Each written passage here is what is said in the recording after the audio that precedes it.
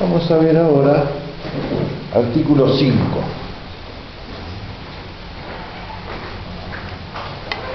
Ahí tiene la fotocopia, fíjense. Este artículo es muy importante. En el fondo es sobre Dios. Porque lo que plantea aquí dice, ¿por qué para los sacramentos, en general para la liturgia, ¿no?, pero particularmente para los sacramentos, ¿por qué tiene que haber elementos determinados? Por ejemplo, el pan y el vino. ¿Por qué tiene que ser? Primero que para los celíacos, que no pueden comer harina de trigo, hacen una hostia, ¿no?, sin, no sé, con qué, sin trigo, qué sé yo, bueno, no sé. Yo por las dudas no les doy, esa hostia no la uso, pero es de la sangre. Estamos seguros que es la sangre de Cristo. Pero la hostia, si no es de trigo de verdad, de trigo, no se convierte en el cuerpo de Cristo. ¿Por qué? Porque los sacramentos requieren algo determinado, algo muy específico. ¿Por qué? Porque todas las cosas que Dios hace son muy determinadas. ¿Qué quiero decir con esto? El ser humano, nosotros, a veces macaneamos bastante, ¿no? Entonces está lo que se llama por ejemplo, hablamos un poquito del modernismo la vez pasada, ¿no? El modernismo significa, básicamente, todo aquello que en la Biblia hace referencia a algo sobrenatural es un mito, no es una realidad. Entonces está la famosa idea o frase, hay que desmitificar la Biblia y toda la religión y todo lo sobrenatural. Por ejemplo, en algunas Biblias que van a encontrar, ¿no?, cuando habla de algún milagro, por ejemplo, ¿no?, o algo así, dice, no, lo que pasa es que los apóstoles, como querían convencer a los judíos de que Jesús es Dios, entonces inventaron una fábula, un mito, una leyenda de que Cristo es un milagro. Pero los milagros no existen. Santo Tomás dice que nosotros podemos creer en la existencia de Dios y otras cosas a través de la filosofía, ¿no es cierto? Sí. Y hay ciertas cosas que son reveladas, que las creemos porque las dijo Cristo, y sabemos que Cristo dice la verdad porque hizo milagros. Bueno, pero Cristo, o sea, nosotros sabemos eso porque lo dicen los apóstoles, los evangelistas, ¿no? Porque está escrito ahí. Porque acuérdense que Cristo no escribió nada, no importa. Porque los apóstoles, los profetas, ¿no?, escribieron inspirados por Dios.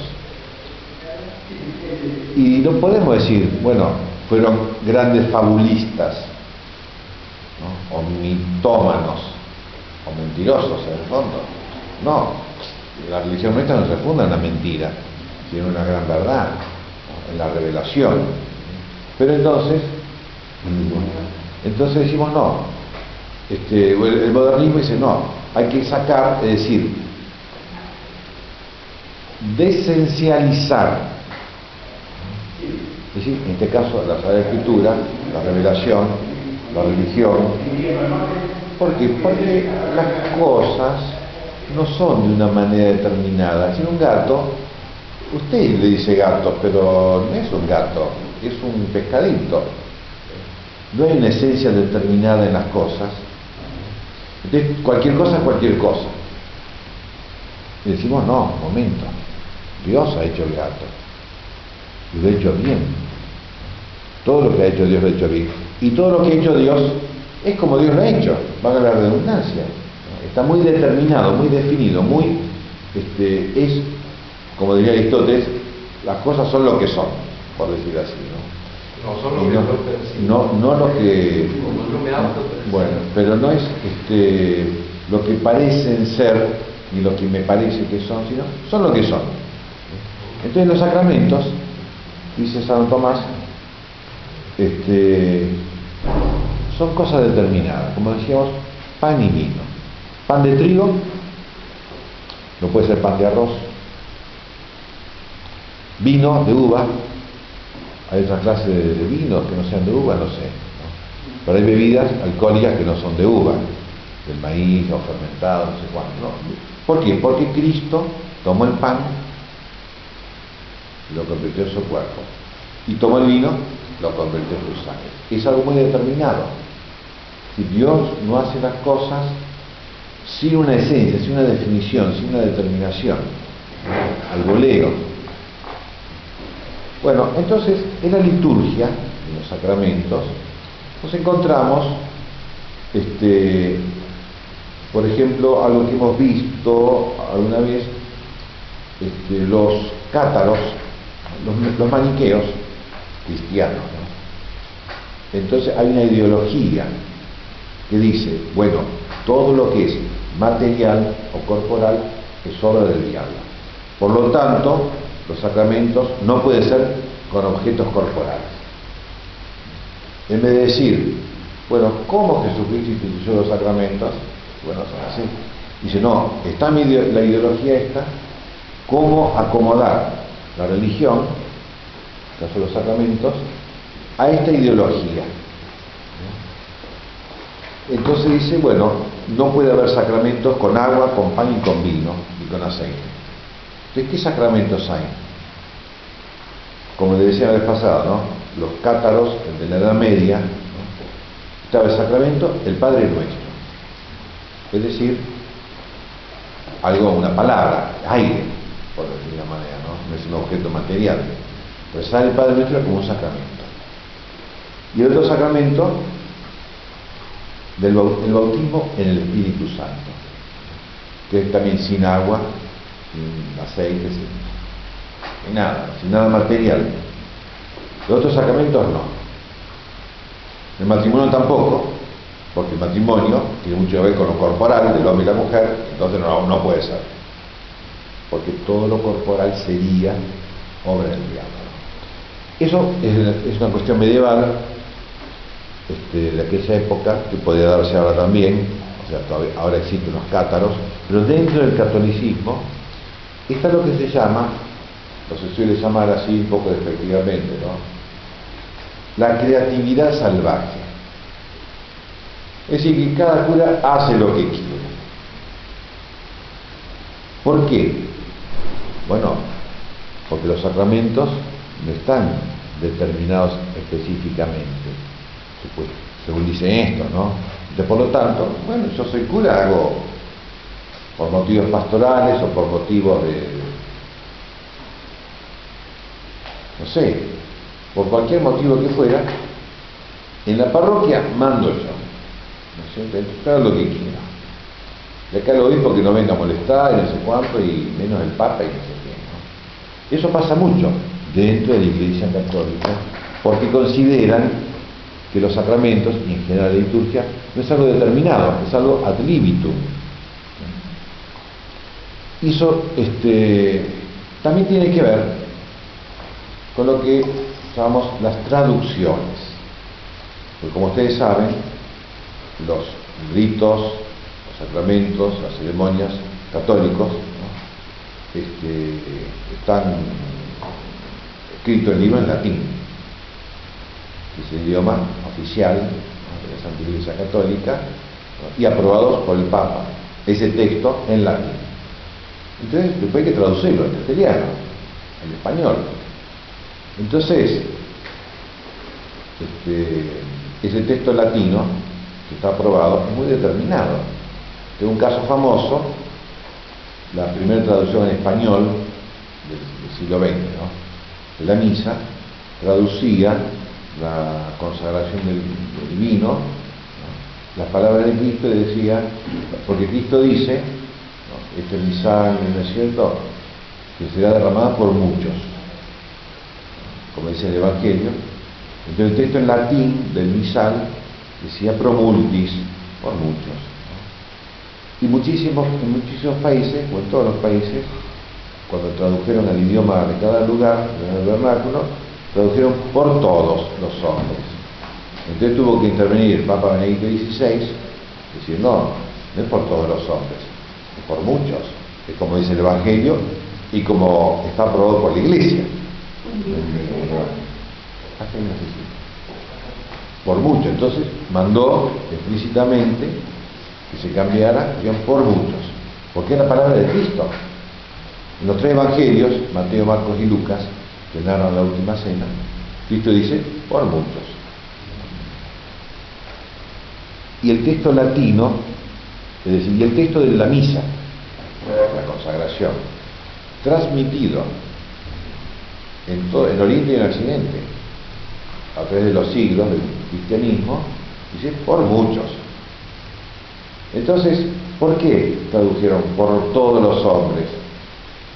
Bueno, por una idea, por una ideología o por lo que fuera, pero básicamente, siendo al artículo 5, ¿por qué? Porque no importa, Dios no ha determinado de una manera determinada, valga la redundancia, cómo deben ser los sacramentos. Y es falso. Dios lo ha determinado. Y Cristo, Él instituyó. ¿Y cómo lo instituyó Él? Así. Y no de otra manera. Entonces... Y el después la Iglesia lo explica. Claro, los apóstoles, más que la Iglesia, bueno, los apóstoles, la Iglesia porque...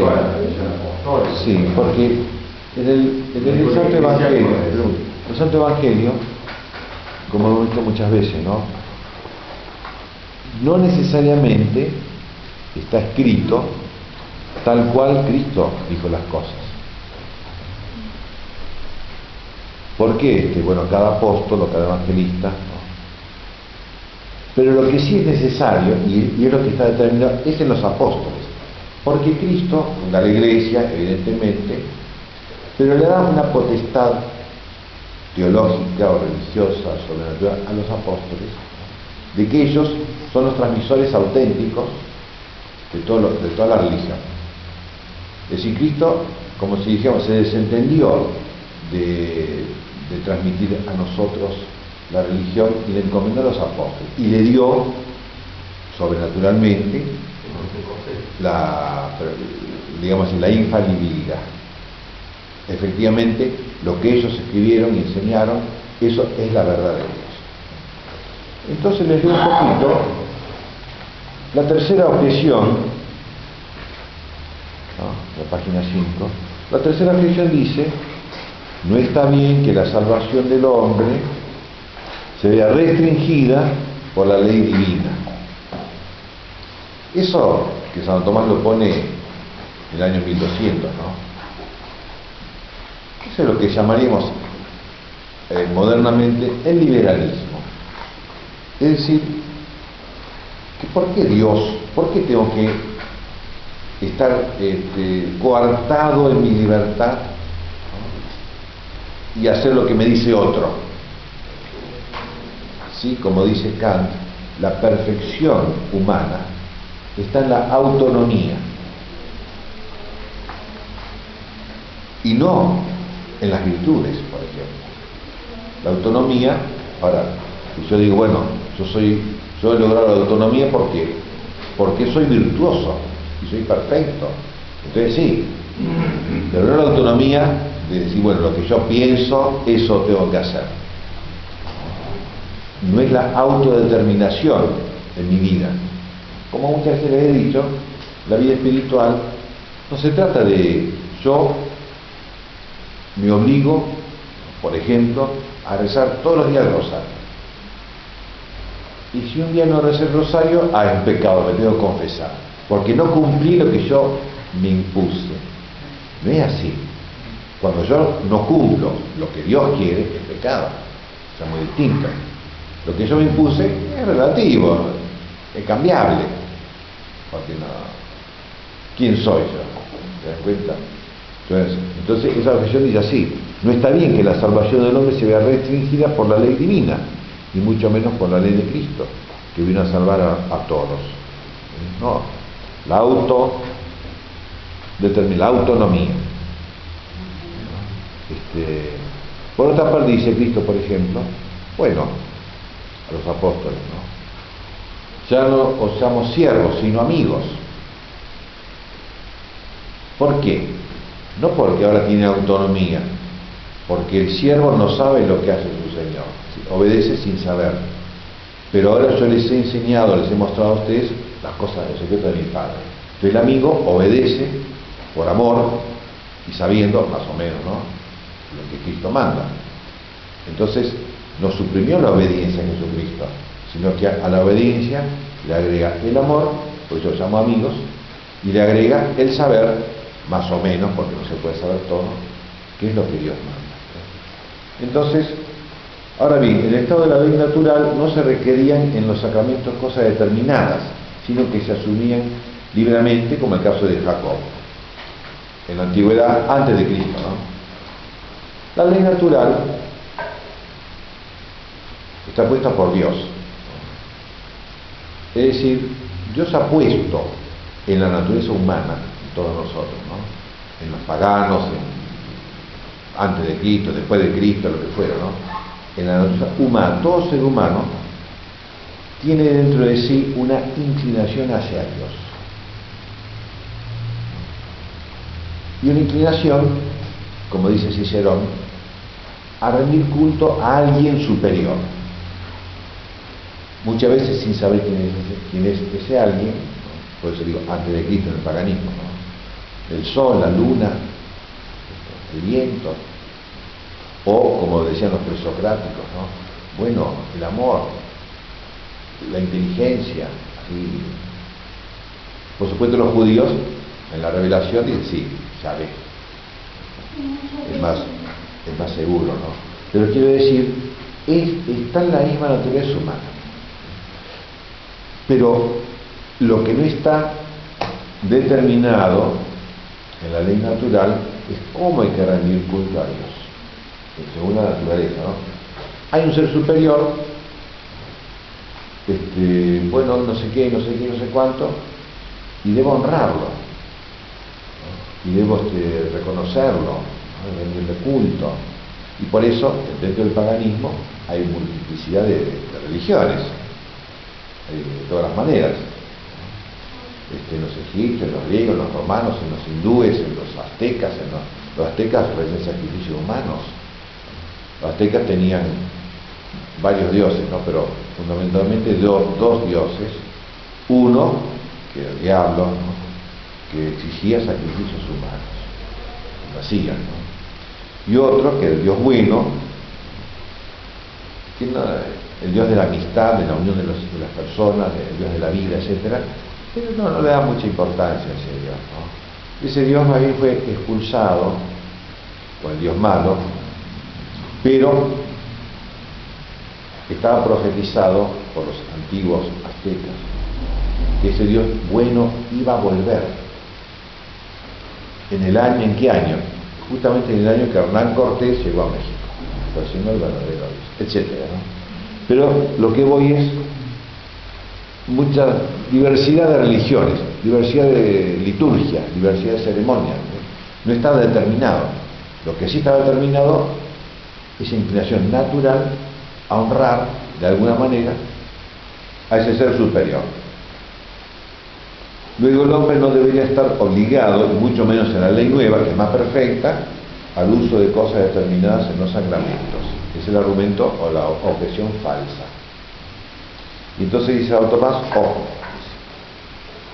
en la confección, en la realización de los sacramentos, como digo siempre, en todo lo que es la liturgia, en todas las ceremonias, pero más específicamente los sacramentos, hay que considerar dos aspectos.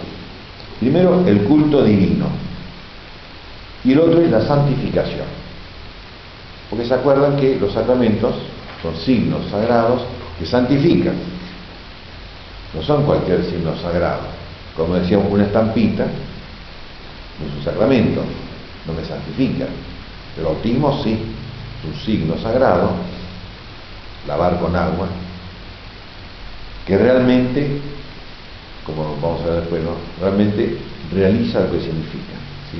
Santifica, limpia el pecado original, nos hace hijos de Dios, nos llena de la gracia de Dios, nos hace templos de la Santísima Trinidad, etc. ¿no? Pero entonces el culto y la ceremonia no santifica. Son cosas distintas. Lo que santifica es Dios por medio de la gracia santificante. En todo caso, las ceremonias, los ritos y los signos sacramentales son instrumentos, causa instrumental, como si dijéramos el ejemplo que sí me pongo, la lapicera con que uno escribe.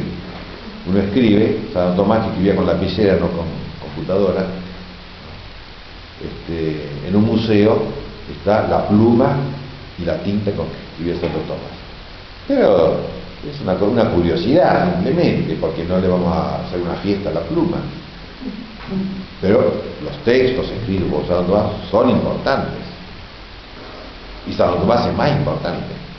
Y la teología que él enseñó es más importante.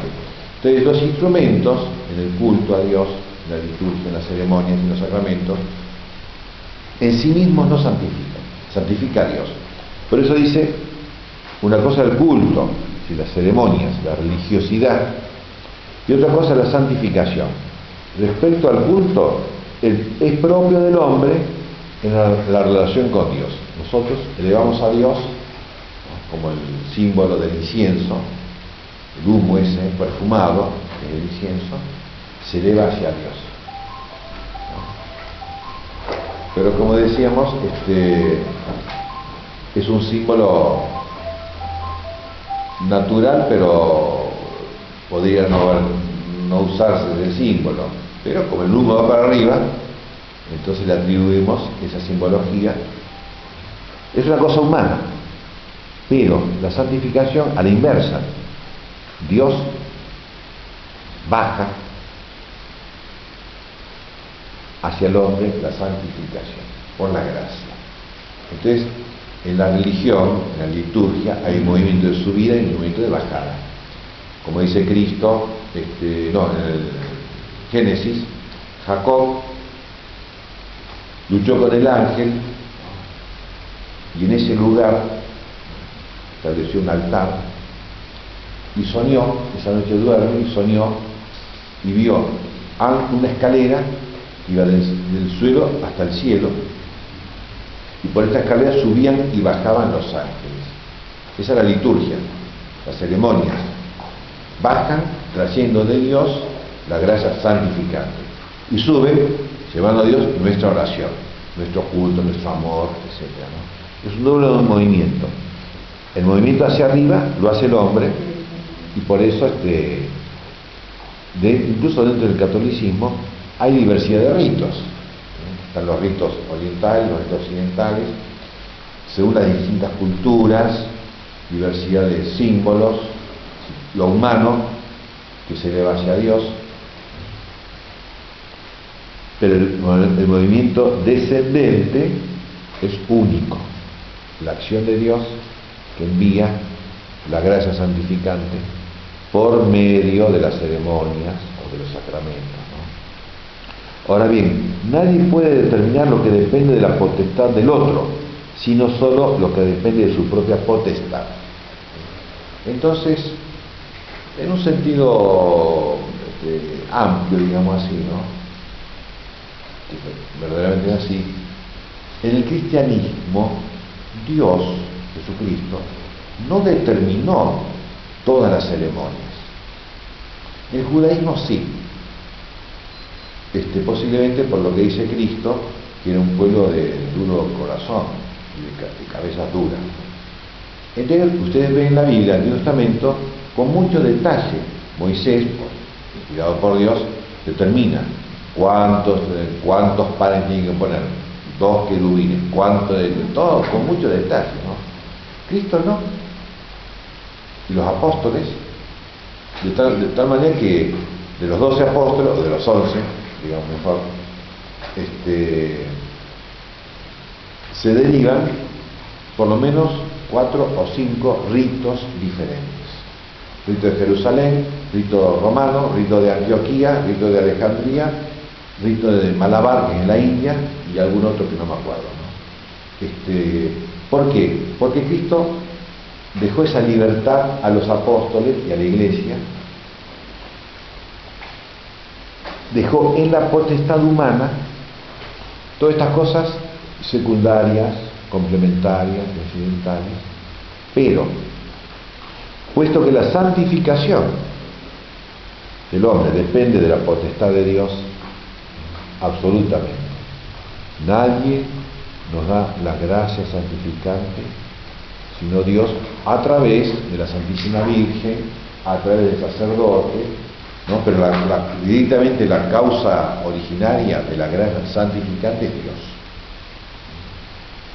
Las dos obras que son exclusivas de Dios son la creación de una criatura, de la nada, con esa potestad infinita de Dios, y dar la gracia santificante a las personas humanas. Depende de la potestad de Dios, que es el que santifica. Los milagros dependen de la potestad de Dios y de la potestad del que hace el milagro. Si el santo o no santo, pero en general, el santo que hace un milagro, hace un milagro. No. Como instrumento de Dios, pero podría, como el profeta Jonás, se escapó para no profetizar contra Nínive, a favor de Nínive, mejor dicho, ¿no? Entonces, puesto que la santificación del hombre depende de la potestad de Dios, que es el que santifica, no pertenece al hombre elegir las cosas con que se ha de santificar, sino que éstas deben ser determinadas por institución divina. Como decíamos, Cristo, por decirlo así resumidamente, ¿no? Cristo estableció la esencia de cada uno de los 7 sacramentos. Y eso es inamovible. Como veíamos sobre el sacerdocio de las mujeres, ¿no? Cristo instituyó varones. Y eso nadie lo puede cambiar. De hecho, lo han cambiado en las iglesias separadas, digamos así. Los anglicanos, por ejemplo, y otros así más raros que hay, no me acuerdo, pero ellos sí. Pero ¿con qué potestad? Se atribuyen la potestad divina. Cambiar la esencia, mejor dicho, cambiar lo que Cristo estableció. Que, como digo, estableció, resumidamente, los 7 sacramentos. Y los apóstoles, como decía al principio, también por autoridad divina. Los apóstoles, por la potestad divina, también establecieron ciertos elementos sacramentales. Como decíamos, por ejemplo, la fórmula, las palabras de la consagración del cuerpo y de la sangre de Cristo, está establecido por la autoridad apostólica, ¿no? De los apóstoles, y ahí viene la tradición apostólica, ¿no? Y después muchos otros elementos que Cristo no lo determinó y por lo tanto quedan en la potestad de la Iglesia. Es como, analógicamente, los derechos de autor. Entonces yo escribí varios libros chiquitos, ¿no?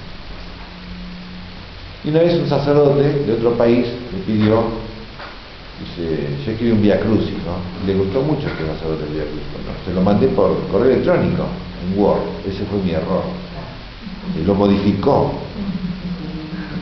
Me enojé tanto, le pegué un reto por correo electrónico, que iba a hacer, no lo podía agarrar por el cogote. Me enojé muchísimo. Dije, no, ¿usted quién es usted para cambiar lo que yo escribí? No es una cuestión legal de los abogados, ¿no? Es derecho natural. Yo soy el autor y solamente yo lo puedo cambiar o autorizar el cambio. Eso es derecho natural. Bueno, y el derecho divino, evidentemente, como Él ha querido salvarnos, es así. No podemos cambiarlo nosotros, ¿no? Pero está, como decía, Dios puso en la ley natural, el hombre debe dar culto a Dios.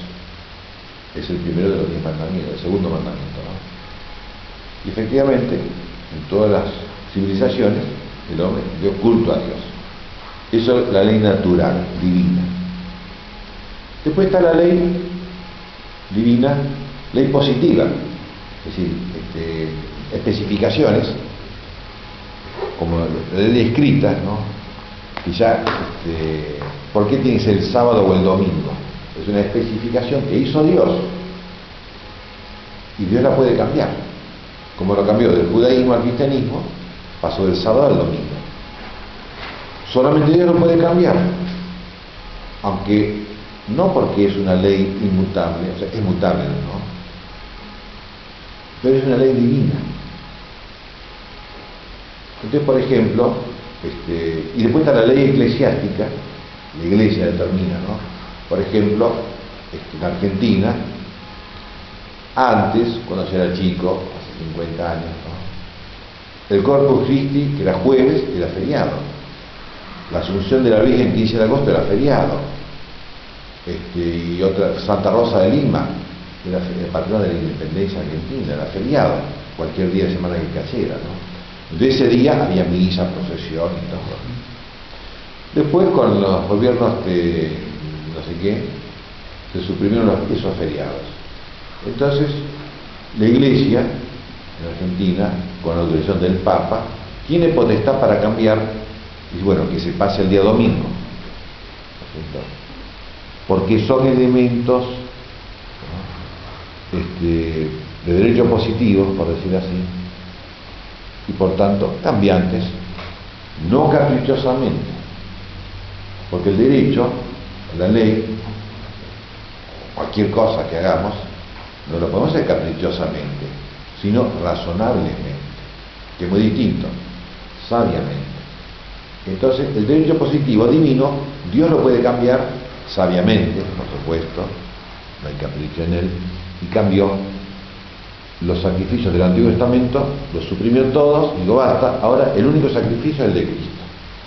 Dios no puede hacer, yo no, ni los profetas tampoco, ni Moisés, porque es de derecho divino, positivo, es decir, cambiable, por la gran sabiduría de Dios. Evidentemente, de Moisés a Cristo hay una diferencia infinita. Todos los profetas y todos los patriarcas y todo no son nada comparados con Cristo. Lo dice San Pablo en la carta a los Hebreos, que sí. Dios puede hacerlo. Después está el derecho eclesiástico, positivo, el derecho eclesiástico natural, digamos. Si la Iglesia católica no puede, pues está obligada a mantener la ley divina, la ley de Cristo, la ley de los apóstoles, la tradición apostólica, aunque sea derecho positivo, como decimos el sábado o el domingo, ¿no? De celebrar el domingo como el día del Señor, el derecho positivo divino, la Iglesia no lo puede cambiar, solamente Dios. Entonces lo cambia conforme a la tradición apostólica, ojo, no, pues, no caprichosamente, sino sabiamente. Y la sabiduría religiosa, digamos así, cristiana, es la tradición apostólica.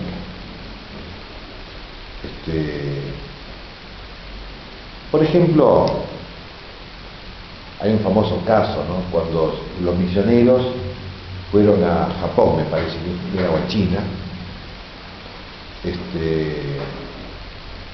encontraron que en esos países de cultura china, el color negro es signo de alegría, el color blanco de tristeza. Entonces decían, bueno, ¿qué hacemos? Porque en la fiesta nosotros usamos los ornamentos blancos y el día de los difuntos de ornamentos negros. Entonces al revés, los misioneros se ponían de negro cuando era fiesta y de blanco cuando era difuntos, por ejemplo, ¿no? ¿Por qué? Porque es el color de los ornamentos, es de derecho positivo y no está en la tradición apostólica. Si los apóstoles celebraban misa, no existía la casulla, entonces son cosas eclesiásticas, cambiables, no por capricho, sino por sabiduría teológica. Entonces sí, por una razón, por un motivo válido, etcétera, etcétera, ¿no? Porque si no es por capricho, si es por liberalismo, como decía la tercera objeción, ¿por qué estamos obligados a hacer lo que nos mandan? ¿Y por qué no podemos hacer lo que queremos? ¿No? Como, ¿se acuerdan cuando éramos adolescentes? Lo mismo, ¿no? En la iglesia pasa. La iglesia que se ha vuelto adolescente y entonces la mitad de los obispos y de los sacerdotes hacen lo que caprichosamente se le ocurre, ¿no? La otra mitad no sé qué hacemos. Pero hay una necesidad de sujetarnos a lo que está determinado por Cristo, o sea, por la ley natural, por la ley de Dios, por Cristo, el derecho positivo instituido por Él, por lo establecido por la Iglesia, en la tradición apostólica. Estamos obligados a sujetarnos a eso. Por eso dice la pregunta, ¿requieren los sacramentos cosas determinadas? ¿Qué dice? Tenía una duda. El derecho canónico Sí. es solamente para las órdenes, ahí me siguió con la... No, el derecho canónico son las leyes, Son las leyes. la ley positiva de la Iglesia, Sí. que rige para todos los católicos, Ah. para el de Oriente y de Occidente. ¿Cuál es la diferencia con derecho eclesiástico? Bueno, No, es lo mismo, ¿no? Lo que pasa es que hay, por ejemplo, ¿no? El derecho canónico, el derecho universal, ¿no? Aprobado por el Papa, digamos, ¿no? Establece, por ejemplo, bueno, las conferencias episcopales o cada obispo en su diócesis puede cambiar tal cosa. Entonces sería derecho eclesiástico no universal.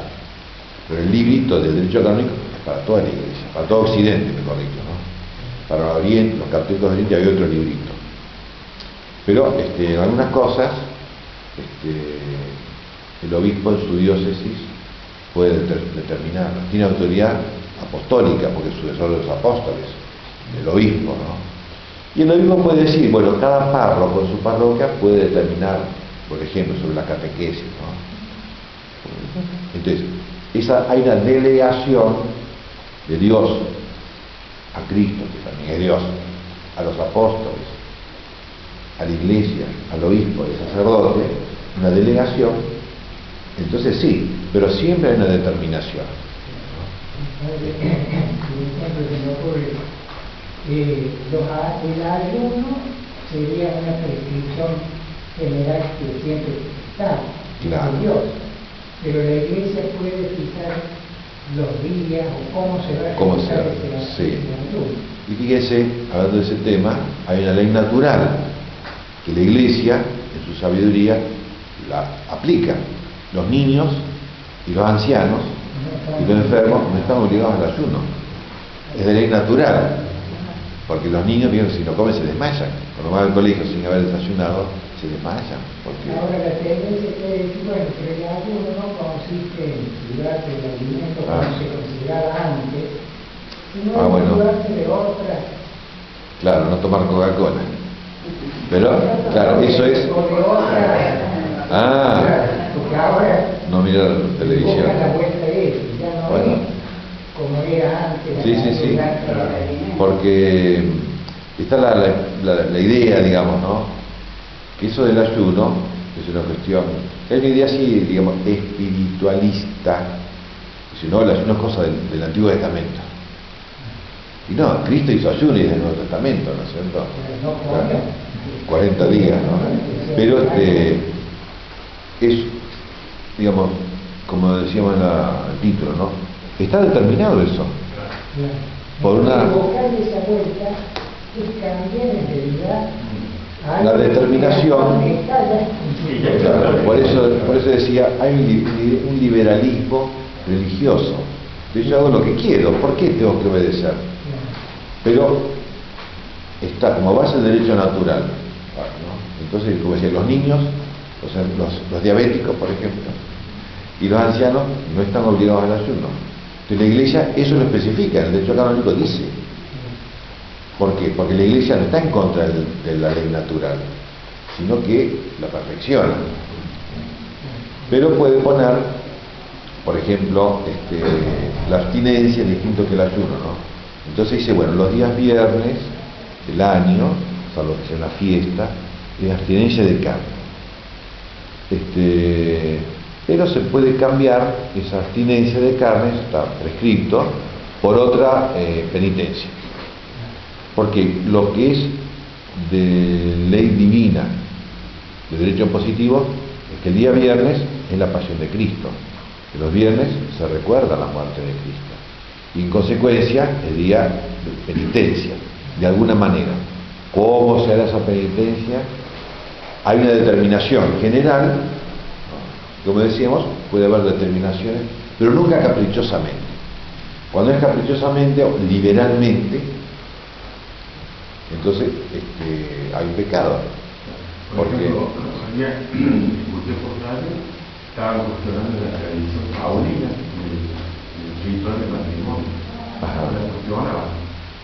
Y eso va, por un lado toca el derecho eclesiástico, por otro lado la constitución de la liturgia. O sea, Y eso la revelación. va contra el derecho divino, porque la tradición paulina sobre la constitución del matrimonio no es una costumbre, digamos, no es algo cultural de una época. De momento. Bueno, ahora mi esencia de mujer o de varón, yo lo trueco, cambio el ciclo de ser sacerdote equivocadamente. Sí. No es una moda. Bueno, pero eso, fíjese, hasta hace poco, ¿no?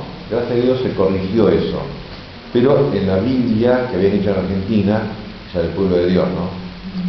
Y en otra, bueno, y en los leccionarios de la misa ponía respecto a San Pablo, cuando San Pablo dice, las mujeres tienen que estar sujetas a su marido, ¿no? Entonces, no, esa cosa de antes, ¿viste? Entonces, la mujer debe respetar a su marido. Eso estaba en los leccionarios de la misa y todo, y el ritual del ministerio.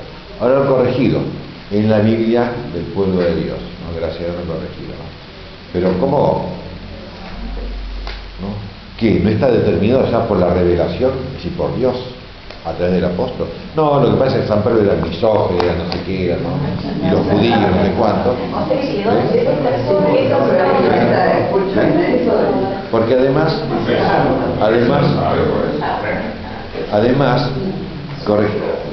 traducían mal lo de San Pablo y se habían olvidado de corregirlo a San Pedro, que dice lo mismo. Pero si esto es una determinación, como decíamos del gato, ¿no? Si Dios hizo el gato así, es así. Si el gato maulla, es gato. Y si el gato está ladrando, algo falla. Hay que asustarse. Entonces, con los sacramentos, con la religión, con el culto, con la liturgia, con la ceremonia, pasa lo mismo. Lo que Dios ha determinado no es algo caprichoso, es algo conforme a Dios, conforme a la ley natural, conforme al bien nuestro, no contra nuestro bien. Y entonces, y dice, bueno, por eso no pertenece al hombre elegir las cosas con las que se ha de santificar, sino que esas cosas deben ser determinadas por institución divina o eclesiástica, por Dios, en la ley natural, por Cristo, en la ley divina positiva, por los apóstoles, la ley divina positiva, la de los apóstoles, como les ponía el ejemplo del diácono. El diaconado fue instituido por los apóstoles y por tanto es de ley divina, porque los apóstoles, ellos son, ¿no? Son los transmisores inmediatos de Cristo. En cambio, el subdiaconado es de derecho positivo eclesiástico. Y eso lo hizo, no sé qué papa, no me acuerdo, en el año 300 o 400. Bueno, lo que pasa es que estaba en los grados, digo, los seminaristas, ¿no? Que tenían grados, las órdenes menores, ¿no? Hasta llegar al sacerdocio, ¿no?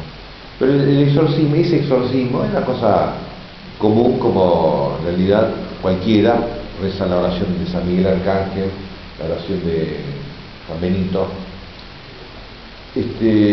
No era exorcista en el sentido que lo entendemos hoy, solamente el sacerdote, delegado con la aprobación o el permiso del señor obispo, puede expulsar demonios, hacer exorcismo como en las películas, ¿no? Pero más en serio. Solamente el sacerdote. Eso otro que había antes, una cuestión así menor, como ahora vieron que para leer las lecturas en la misa no hace falta ser seminarista, ¿no? Cualquiera que sabe leer lo puede leer. Aunque en el seminario tienen acolitado, lectorado, diaconado, presbiterado, ¿no?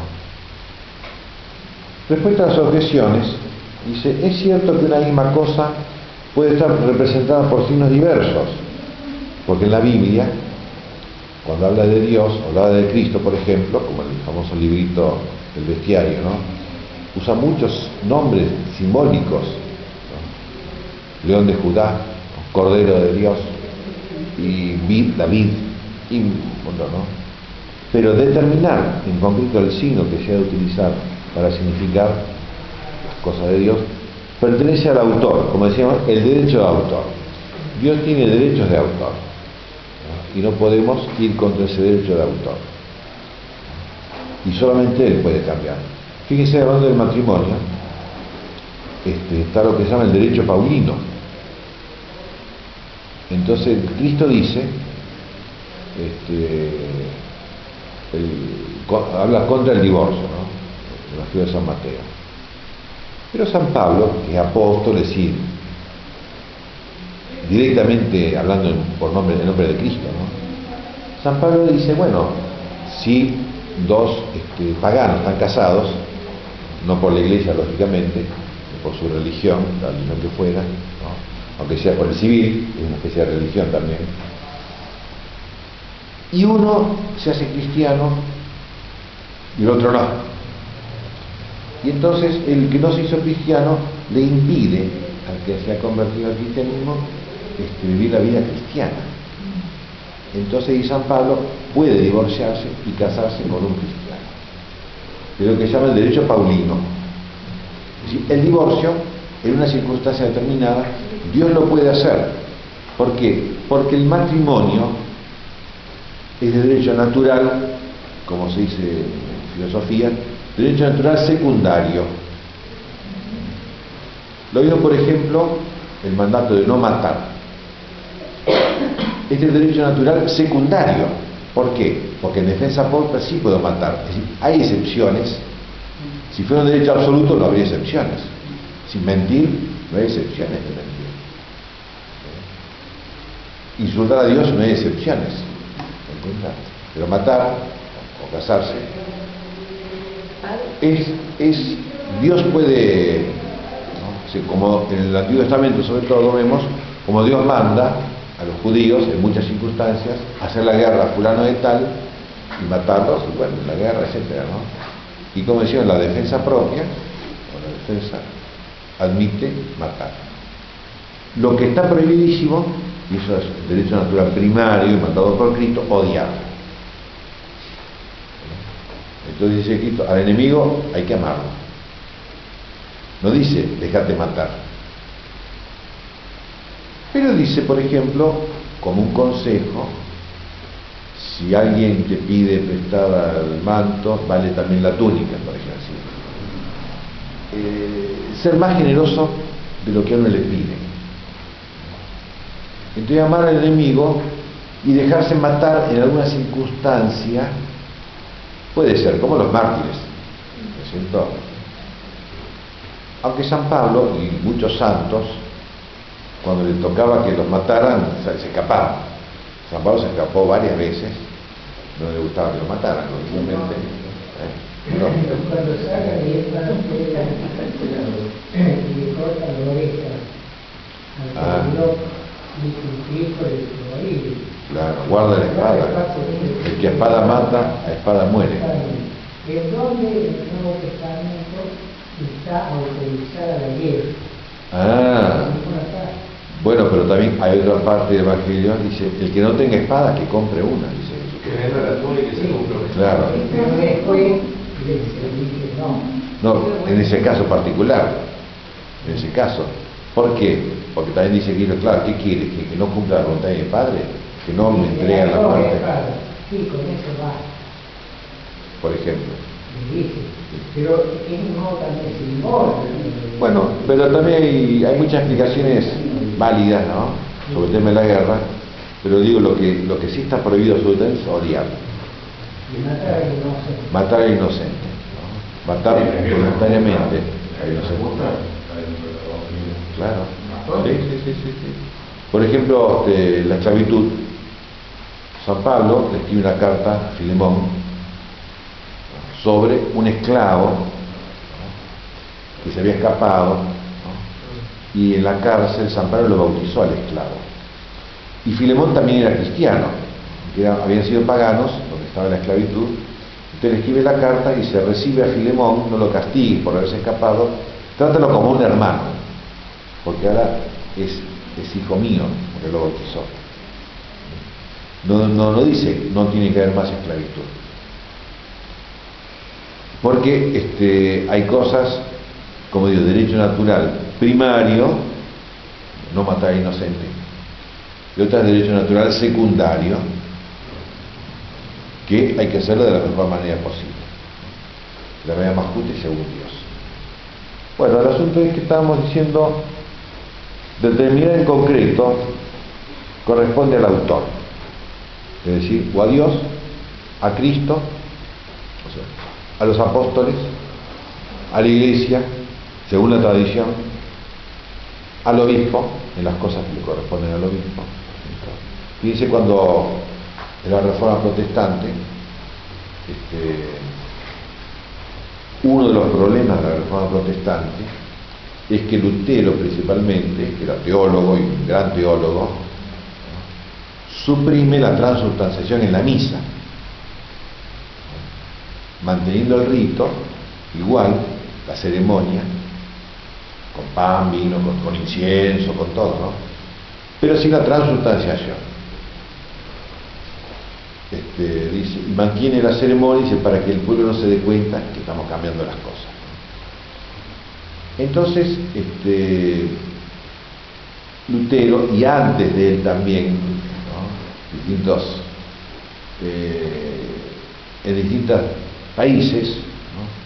Sobre todo en Francia, por ejemplo, los obispos, o algún obispo, hacía publicar el misal, el libro, y le cambiaba alguna cosa,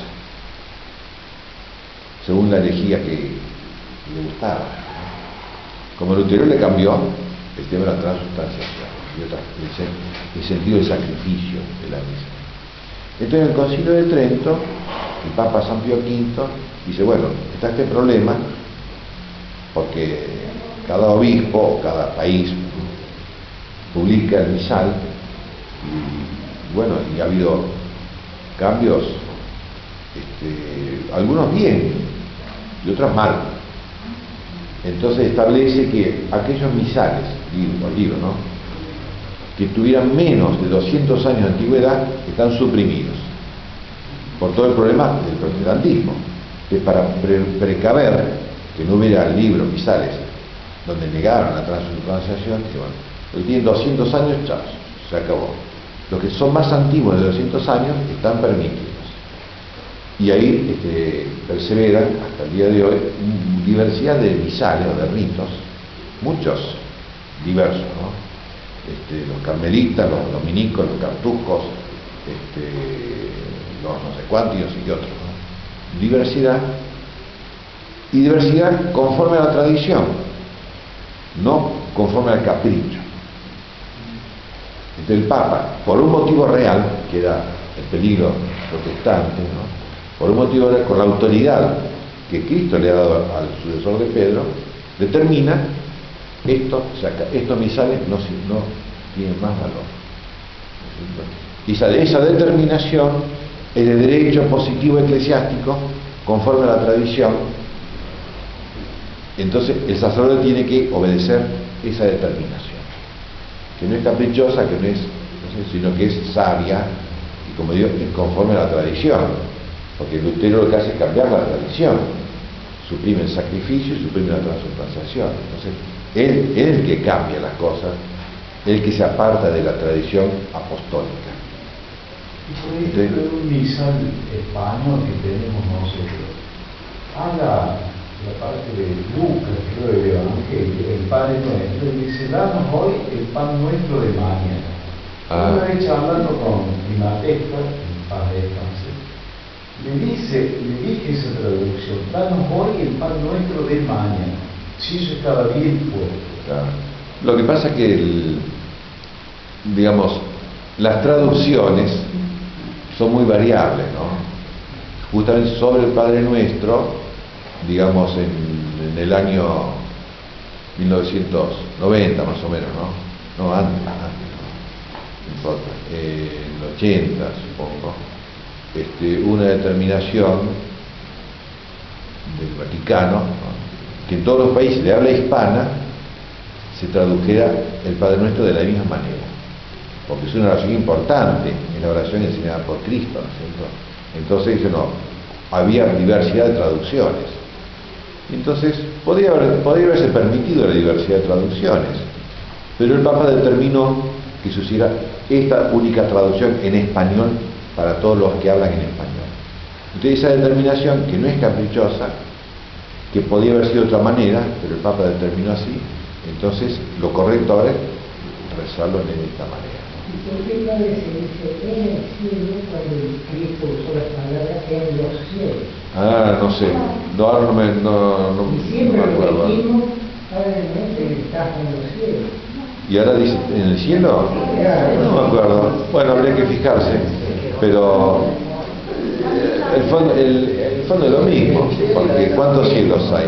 Ya sé, pero Sí. hay que cambiar No sé, no sé. la palabra del Evangelio. Lo que pasa es que No no sé. tiene sentido también, porque diga los cielos. No, escúcheme.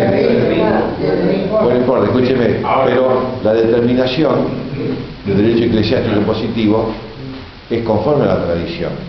No varía eso, es la cuestión de palabras, ¿no? En cambio, en la consagración de la sangre de Cristo, el promultis está según la tradición apostólica y según el texto del Evangelio.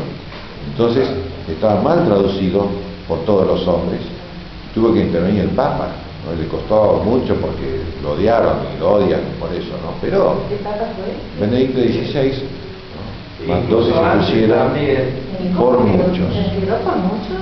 ¿Sí? Sí, Sí, incluso antes la también decía traducción, que sí. se conviertan, hablando del pan y bueno. que se conviertan para nosotros. El pro nobis, el Ah. pro quiere decir para nuestro beneficio. Pero en castellano, si uno dice para nosotros, puede decir que para nosotros es, pero para otros no. No, es. ¿sabe cuál es la diferencia que Entonces hubo? ahora dice que se transformen para nosotros. Claro, porque antes decía, No hay duda. ellos serán para nosotros, en el sentido que usted dice. Y ahora puso que se conviertan para nosotros. Claro, así Ahora no hay duda cambiaron, que hay una conversión. Porque de otra manera puede ser que era algo Bueno, subjetivo, que para pero nosotros no siempre, vale. acuérdense, ¿no? Siempre la determinación la ha hecho Dios, Cristo, los apóstoles, la Iglesia, el Papa, el Obispo, pero no la ocurrencia, ¿no?, del que fuera, ¿no? Por ejemplo, el Papa Juan Pablo II, en un discurso, eso no se aplicó porque vieron que cada obispo hace lo que quiere. En la Iglesia, esto que plantea Santo Tomás, está muy discutido, lo de la determinación, por el liberalismo. Entonces cada uno hace lo que quiere, en el fondo es eso, ¿no? Entonces Juan Pablo II, en un congreso de obispos y sacerdotes carismáticos, la renovación carismática, una de las cosas que le dice, tiene que llevar la misa conforme está determinado por la Iglesia, porque ellos hacen lo que se le ocurre, ¿ves? Según le inspira, no sé quién se le inspira, ¿no? Pero dicen, no, si la Iglesia ha determinado así, conforme a la tradición, y bueno, tiene que hacerlo así. ¿Por qué? Porque no es ni el obispo, ni el sacerdote, ni la comunidad los que tienen derecho de autor. El derecho de autor es de Dios, de Cristo, de la Iglesia, etc. Y los neocatecumenales que hacen Y bueno, un rito de iglesia. los neocatecúmenos hacen el rito judío de la Pascua judía, ¿no? El Papa Benedicto XVI intervino ahí, no le demoliza. ¿Por qué? Porque ellos se creen por encima de las determinaciones de la Iglesia, está en contacto directo con Dios nuestro Señor, ¿no? Así que no necesitan del Papa ni de nadie. En el fondo es eso.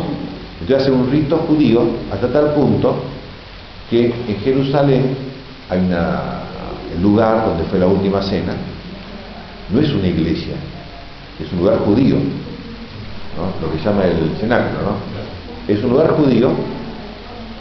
Porque los judíos, en el orden civil, que me refiero, el presidente de Israel, ese lugar, como sabe que es tan importante para los cristianos, no lo sueltan. Entonces es un salón muy lindo, pero judío. Pero al final no se concretizó pero se plantearon los judíos de darle a los neocatecúmenos que ellos puedan celebrar la misa ahí, porque ellos celebran según el rito de la Pascua judía, agregándole no sé qué cosita. A lo que vamos, que esa determinación no es nuestra. Lo que nosotros podemos hacer dentro de esas determinaciones hechas por Dios en última instancia, agregarle o hacerle cosas conforme a la tradición, porque hay costumbres locales, digamos así, por ejemplo, tocar la campanita en la consagración, ¿no? Hay costumbres que son conformes al derecho eclesiástico, al derecho divino, ¿no? Como tocar la campanita. Pero si no toco la campanita, está bien también, ¿no? Pero hay costumbres contra el derecho, como esto de los neocatecúmenos, de los carismáticos, y ya tienen esa costumbre. Ustedes lo hacen porque están acostumbrados a eso y siempre lo han hecho. Si son costumbres contra el derecho, no hay que hacerlas, porque eso es el liberalismo. También, yo reconozco que decirte que hace 20 años estudié en Francia, sacerdote, que Santo Tomás era muy combatido. Muy combatido. De todos lados. Acá está prohibido. Acá en el seminario de Córdoba, cuando estaba Monseñor Robay en Córdoba, ¿no? Estaba el padre Alberto Zaguer acá, ¿no? Entonces lo invitó a dar clase en el seminario. Dice, padre, si usted quiere dar clase en el seminario, pero no enseñe Santo Tomás. Así le dijo directamente. Y claro, no fue al seminario, evidentemente. Pero, bueno, como eso, y muchas cosas, por el liberalismo, por no sé qué, no sé cuánto, pero Santo Tomás dice, no, hay que sujetarse a lo que Dios ha determinado, por sí mismo, por Cristo, por los apóstoles, por la Iglesia, por el Papa, por el obispo, por la tradición. Eso de las costumbres, le decía, hay costumbres antiquísimas, españolas. Por ejemplo, para la fiesta de la Inmaculada, usar ornamentos de color celeste o azul. Eso es español. Entonces, los países españoles, americanos, incluso después de la independencia, esas costumbres tradicionales quedaron. Pero no está, si usted se fija en el misal, en la fiesta de la Inmaculada Concepción dice, se usan ornamentos blancos, no celestes. Bueno, pero hay una costumbre muy antigua que no va contra, es decir, no dice, está prohibido usar ornamentos celestes, no dice. Si dijera, se suprimen los ornamentos celestes, no se puede usar, porque sería una costumbre contra el derecho de la Iglesia, ¿no? Pero como no va contra el derecho, esa costumbre, que es muy antigua, tiene valor, o sea, es aplicable. ¿Por qué? Porque no está bajo lo que Dios ha determinado, sino, como dice acá, el culto, la ceremonia la hacemos nosotros. Y entonces el color celeste o el blanco, una cosa humana, por un motivo, no sé por qué motivo, pero el color celeste representa a la Inmaculada, no sé por qué, pero es así, desde muy antiguo, ¿no? En España era. La modificación del Padre Nuestro, creo que se cuál es cuando se cambia oficialmente, digamos, deuda, se lo cambia por ofensa. Eso cuando decía en 1980, claro, cuando se unifica. Pero, ¿por qué se elige ofensa? Al Padre Nuestro, hay una cosita, ¿no? El Padre Nuestro, como está en el Santo Evangelio, hay dos versiones, San Mateo y San Lucas, ¿no? No son exactamente iguales. Después hay una tercera versión, que es, claro, como el Padre Nuestro es una oración que se reza dentro de la misa, hay la versión del Padre Nuestro de la tradición apostólica, que se conservaba dentro de secretos solamente para los cristianos. Por eso, en los libros, en el Evangelio, en el libro del Evangelio, los apóstoles no pusieron el Padre Nuestro verdadero, digamos. ¿Por qué? Porque ese libro lo puede agarrar cualquier pagano y profanar el Padre Nuestro, lo mismo que la consagración del pan y del vino, ¿no? No pusieron las palabras exactas de la misa. Y eso se sabe por tradición. Entonces, de ahí vienen las variantes y todo, ¿no? Y si habría que estudiarlo, yo no lo estudié, habría que dedicarme a estudiarlo, ¿no? Con deuda y los presos con deuda porque dicen estoy pensando, porque Sí. una vez se enojaron, vamos en un grupo mariano y empezaba el rosario y siempre me tocaba a mí, no digan más deuda porque se entona. Bueno, también digo, pues ustedes tienen que... Bueno, pero si hay una determinación, hay que sujetarse a la determinación. Y... Salvo que hubiera un motivo grave, pero no sé si hay un motivo grave, ¿no? Bueno, no importa. Pero no está prohibido el vencimiento de deuda. No sabría decirlo, habría que ver con ese documento de 1980 a ver cómo era, ¿no? Claro, creo que se lo puede hacer. No sé. Pero una cosita, espera un poquito, y terminamos acá. Le hago la propaganda del librito este, que ya lo conoce, ¿no? Es un libro difícil. La jerarquía eclesiástica de San Dionisio es muy difícil, pero muy importante. Entonces, si lo leen y le va a costar mucho, no, tan clarito no es. Pero, espere que, la dejamos y ya, ahí está, PDC.